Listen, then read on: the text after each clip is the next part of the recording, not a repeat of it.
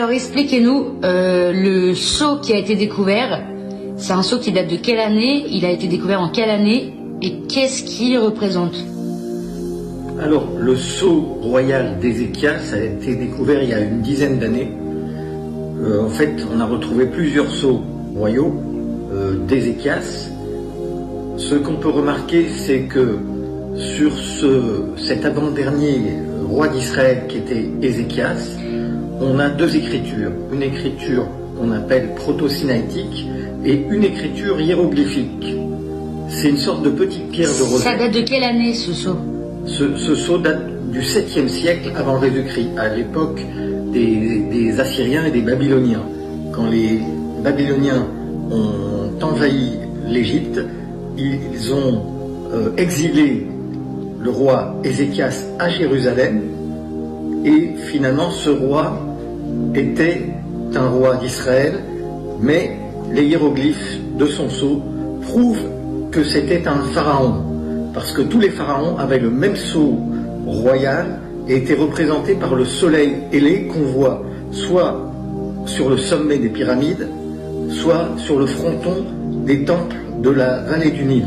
Et il veut dire quoi ce soleil ailé? Alors, le soleil ailé se lit Yahou. Yahou, c'est l'origine de Yahvé, qui en hébreu, le nom de Dieu, se lit Yud, He, Vav, He, 4 lettres hébraïques.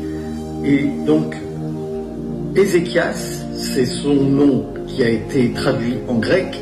Le vrai nom d'Ézéchias, en lettres proto-sinaïtiques, se lit bien Chazak Yahou, la puissance de Yahou, qui signifie en hiéroglyphe la puissance de la lumière. Donc Ézéchias, il régnait en Égypte ou en Israël?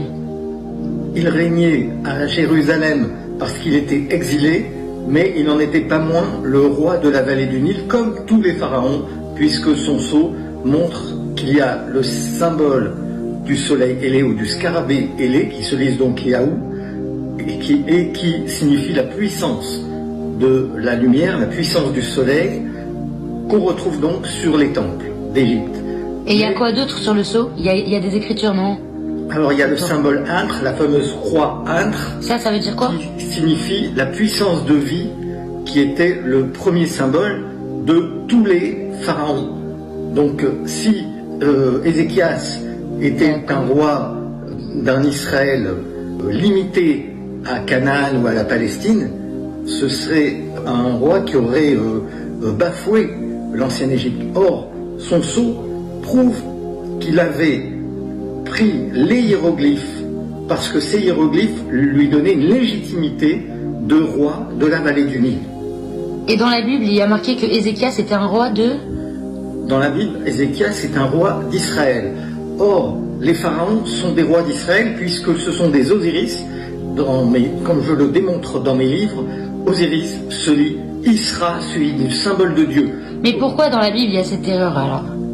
Parce que la Bible n'a pas fait d'erreur, parce que le mot biblique Israël est identifié par les hiéroglyphes qui signifient fils du soleil. Israël. D'accord, donc dans la Bible ils veulent dire fils du soleil. Voilà. Et ça veut dire Égypte? Et Égypte est une usurpation des Grecs qui ont généralisé, comme le disent les égyptologues, ils le savent très bien, le pays des pharaons ne s'appelait pas jamais Égypte. Ce nom d'Égyptos est le nom d'un dieu grec qui a été généralisé par les rois grecs à l'époque des Ptolémées au IIIe siècle avant notre ère.